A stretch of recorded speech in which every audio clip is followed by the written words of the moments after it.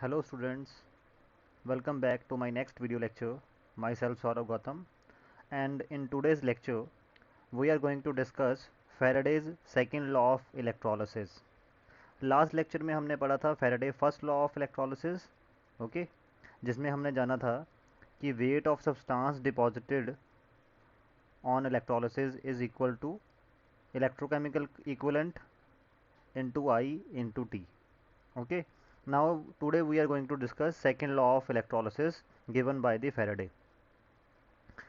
Faraday said that when same quantity of electricity is passed through solutions of different electrolytes connected in series, the mass of the substances produced at the electrodes are directly proportional to their equivalent weights.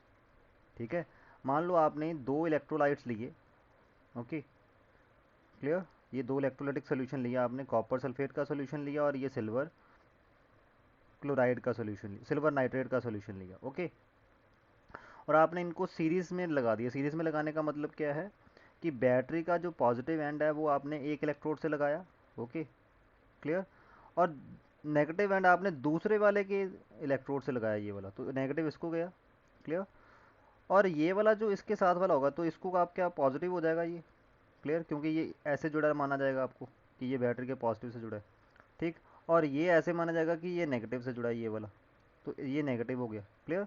तो आपने क्या किया, एक series में लगा दिए ये दोनों इलेक्ट्रोलाइट लाइक दिस, ओके, इन दोनों इलेक्ट्रोलाइट्स की जिनकी आपने इलेक्ट्रोलिसिस करवानी है ये दोनों आपने सीरीज में लगा दिए, ओके। तो ये कहता है कि जितना मास कॉपर का यहाँ पे डिपॉजिट होगा, ओके, एट कैथोड, उतना, और जितना मास सिल्वर का डिपॉजिट होगा एट एनोड, क्लियर, उन दोनों में रिलेशन चलेगा क्योंकि दोनों में से same quantity of electricity pass हुई है। और वो रिलेशन क्या होगा, weight of silver deposited divided by weight of copper deposited is equal to, ये रेशियो किसकी इक्वल होगी, equivalent weight of silver divided by equivalent weight of copper, okay. Silver का मतलब सिल्वर का वेट कितना डिपॉजिट होगा, that is directly proportional to equivalent weight of silver, और आपके पास कॉपर कितना डिपॉजिट होगा, that is directly proportional to equivalent weight of copper, और इन दोनों को जब आपने डिवाइड किया you will get this relation, okay. Means दोबारा से एक बार स्टेटमेंट पढ़ते हैं, when same quantity of electricity is passed through solutions of different electrolytes connected in series, the mass of substance produced at the electrodes deposited or liberated, okay, produced का मतलब ये हुआ, are directly proportional to their equivalent weights, okay। तो इन दोनों की जब आपने ratio करी that comes out to be this, okay, clear. अब इसकी डेरिवेशन देखते हैं कि ये डराइव कैसे हुआ, क्लियर। पर इतना जान लो कि सीरीज के केस में, जैसे आपने जूनियर क्लासेस 10th में पढ़ा होगा, सीरीज में करंट सेम रहता है, तो दोनों इलेक्ट्रोलाइट से सेम करंट पास हो रहा है, वोल्टेज डिवाइड होते हैं, it means same current I is passing through this solution as well as this solution. तो अगर आपने स्विच ऑन रखा है फॉर टी टाइम, आप टी टाइम के लिए करंट पास करवा रहे हो, तो आप इसमें से जितना चार्ज पास करवा रहे हो उतना ही चार्ज इसमें से पास करवा रहे हो, क्यों, क्योंकि current is equal to charge into time, और charge equal to current into time. तो अगर करंट और टाइम सेम है फॉर बोथ इलेक्ट्रोलाइट्स, तो इट मीन्स आप दोनों इलेक्ट्रोलाइट्स में से same amount of charge pass करवा रहे हो, okay.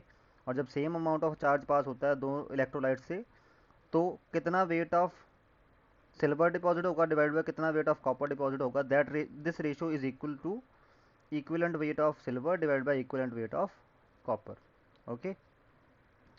So now we can derive this equation like this can be understood by using first law of Faraday,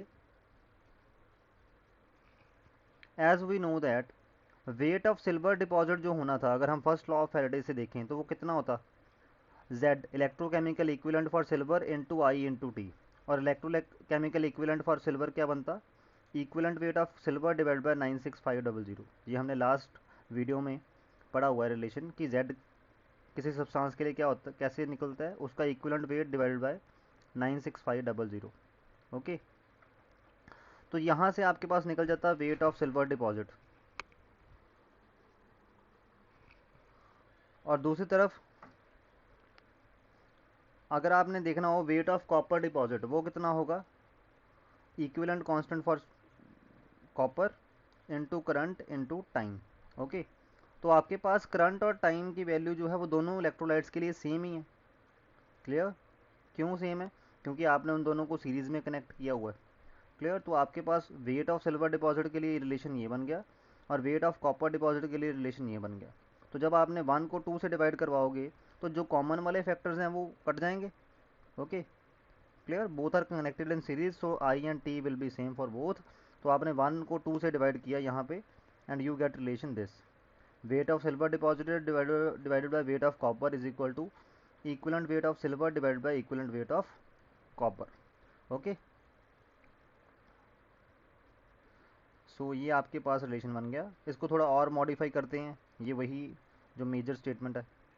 clear? तो इसको जनरल फॉर्मूले में लिखना हो तो it means weight of metal m deposited divide by weight of metal n deposited is equal to equivalent weight of m divide by equivalent weight of n। और अगर आपके पास रिएक्शन ये हो रहे हों कि m जो है वो प्लस m की फॉर्म में था सोल्यूशन में और m इलेक्ट्रॉन लेके वो m बनता है। क्लियर? तो उसका इक्विवेलेंट वेट कैसे निकलेगा, molar mass divide by m। m क्या होगा, वैलेंसी फैक्टर होता है ना। Clear? Similarly equivalent weight of n कैसे निकलेगा, molar mass of n divided by equivalent weight of sorry valency factor of n। और वैलेंसी फैक्टर ऑफ n कितना है, जितना उसके ऊपर चार्ज था, क्योंकि उसको उतने इलेक्ट्रॉन लगेंगे टू बिकम न्यूट्रल। ओके, तो इट मीन्स इक्विवेलेंट वेट ऑफ m क्या हो गया, molecular mass of m divided by उसका valency factor m, small m। और इक्विवेलेंट वेट ऑफ n क्या हो गया, molar mass of n divided by उसका valency factor that is equal to small n। Okay, तो आप अगर इक्विवेलेंट वेट ऑफ m और इक्विवेलेंट वेट ऑफ n की वैल्यू पुट करोगे यहाँ पे, you will get this new relation. Okay, जिसमें आपको मॉलिक्यूलर वेट ऑफ m और मॉलिक्यूलर वेट ऑफ n की वैल्यू पुट करने की ज़रूरत पड़ेगी। ओके, मतलब आपको याद यही रखना है। क्लियर? और इक्विवेलेंट वेट कैसे निकालते हैं वो आपको पता होना चाहिए, मॉलिक्यूलर मास या you can say molecular weight divide by the valency factor. Okay, so now we will move toward the numerical. Okay, और जैसे फेरेडे लॉ के जो सेकंड लॉ ऑफ फेरेडे है, इसके न्यूमेरिकल जो है वो फेरेडे फर्स्ट लॉ से भी सॉल्व हो जाते हैं। ओके, चलो अब हम देखते हैं कि कैसे, बट इसमें हम फेरेडे सेकंड लॉ लगा के देखेंगे कैसे लगेगा। Two electrolytic cells containing silver nitrate and copper sulphate solution are connected in series. मतलब अरेंजमेंट यही दे रखा है, जो उन्होंने अरेंजमेंट की वैल्यू यही बोल रखा है उन्होंने कि ये अरेंजमेंट है, कॉपर सल्फेट और सिल्वर नाइट्रेट। यहाँ पे ना, एक मिनट को, यहाँ पे ये आप ठीक कर लो थोड़ा सा, ठीक है? यहाँ पे कन्फ्यूजन हो रही है ना, तो ठीक। तो यहाँ पे आपके पास कॉपर डिपॉजिट हुआ है और यहाँ पे आपके पास सिल्वर नाइट्रेट में से सिल्वर डिपॉजिट हुआ है यहाँ पे। Okay, clear? सो अरेंजमेंट यही दे रखा है, उन्होंने बोला कि these are there are two electrolytes AgNO3 and copper sulphate are connected in series. A steady current of 2.5 ampere was passed through them. दोनों में से 2.5 एम्पियर का करंट पास हुआ क्योंकि सीरीज में कनेक्ट हुए हैं। तो दोनों में से, जैसे एक इलेक्ट्रोलाइट ये है, दूसरा इलेक्ट्रोलाइटिक सोल्यूशन ये है, तो जो बैटरी आपने ऐसे अटैच किया हुआ है, मतलब करंट इधर से निकल के जाता है आई। क्लियर? वो फिर इसी से के थ्रू आई और यहाँ से ये रहे इलेक्ट्रोड्स, ये इलेक्ट्रोड्स दिखा रहे हूँ मैं आई। ठीक है, ये अरेंजमेंट है connected in series. Okay, a steady current of 2.5 ampere was passed through them till 1.078 gram of silver were deposited. तब तक करा गया जब तक 1.078 ग्राम ऑफ सिल्वर जो है वो डिपॉजिट नहीं हो गया सिल्वर वाले ऐसे उस इलेक्ट्रोलिटिक सोल्यूशन में जहाँ पे सिल्वर नाइट्रेट सोल्यूशन था। Okay, how long did the current flow. आपने बताना है कि कितने टाइम के लिए करंट फ्लो किया गया था जिसकी वजह से इतना जो सिल्वर है वो डिपॉजिट हुआ। What wait of copper will be deposited. तो इट मीन्स दूसरा जो इलेक्ट्रोलाइटिक सोल्यूशन है उसमें कितना कॉपर डिपॉजिट हो चुका होगा। तो इसका फर्स्ट पार्ट सॉल्व करते हैं पहले, ये वाला how long did the current flow. इसके लिए आपको फैराडे फर्स्ट लॉ अप्लाई करना पड़ेगा। weight of substance deposited is equal to molecular weight of the substance divided by n, which is its valency factor, which it showing during the reaction, and 96500 into I into T। Okay, अगर आपको ये relation भूल गया है या आपने पहले नहीं पढ़ा तो प्रीवियस वीडियो जाके देखो। Okay, so wait of substance deposit, silver कितना डिपॉजिट हुआ ये हमें पता है। मॉलिकुलर वेट ऑफ सिल्वर 107.8 ग्राम पर मोल। एन की वैल्यू 1 क्यों आई, क्योंकि सिल्वर Ag पॉजिटिव से Ag होना है। सिल्वर नाइट्रेट में जो सिल्वर होगा वो Ag पॉजिटिव आयन की फॉर्म में प्रोड्यूस होगा, और Ag पॉजिटिव आयन से वो Ag कैसे बनेगा, क्योंकि Ag बनने के बाद ही डिपॉजिट होगा ना, बाय गेनिंग 1 इलेक्ट्रॉन। ओके, तो n की वैल्यू क्या हो गई 1। क्लियर, क्योंकि एक सिल्वर आयन को न्यूट्रल करने में कितने लगे इलेक्ट्रॉन 1, और वही वैल्यू होती है n की। सो आपने n की वैल्यू पुट कर दी 1। I की वैल्यू आपको दे रखी है 2.5 एम्पियर, और t तो निकालना है आपने कि कितना टाइम के लिए करंट फ्लो हुआ है, यही तो निकालना है। बाकी सब आपको पता है, तो यहाँ से आपने t की वैल्यू कैलकुलेट कर ली, that comes out to be 386 seconds. और अगर आपने मिनट्स में निकालनी है तो 6 मिनट्स 26 सेकेंड्स। अब सेकंड पार्ट सॉल्व करते हैं इसका।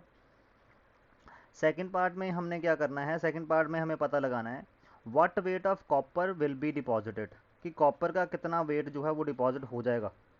ठीक है, कॉपर सल्फेट वाले इलेक्ट्रोलाइट से भी आपने वही करंट पास किया है, उतने ही टाइम के लिए पास किया है ना। ठीक, क्योंकि सीरीज में कनेक्टेड थे। तो इट मीन्स अब यहाँ पे आप फैराडे सेकंड लॉ लगा सकते हो, क्योंकि दो इलेक्ट्रोलाइट हैं जिनको आपने सीरीज में अटैच किया हुआ है।